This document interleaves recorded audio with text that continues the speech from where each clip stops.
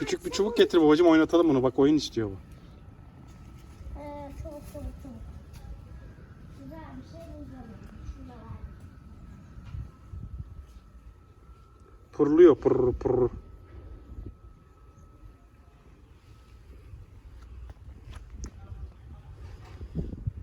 Bak buradaki kelebek de şimdi.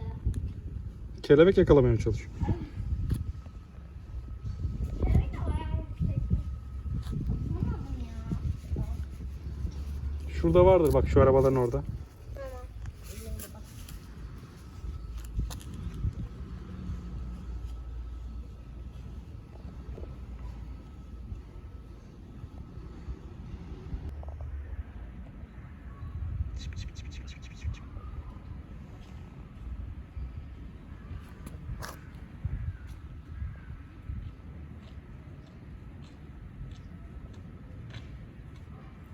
Tada! Dur.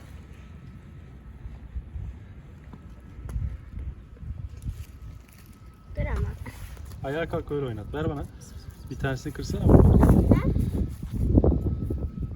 Yok ya, iki daha var bende. Ama bir tane geliyor bana. Kim benimle oynamak ister acaba?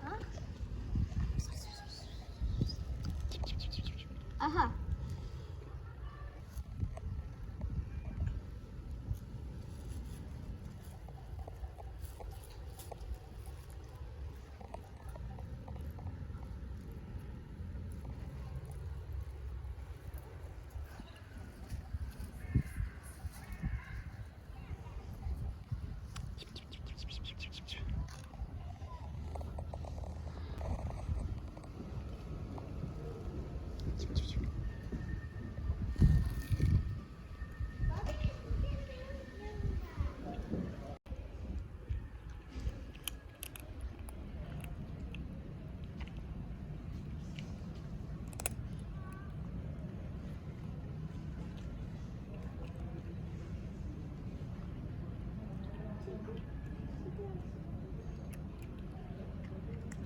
Yavru kedi.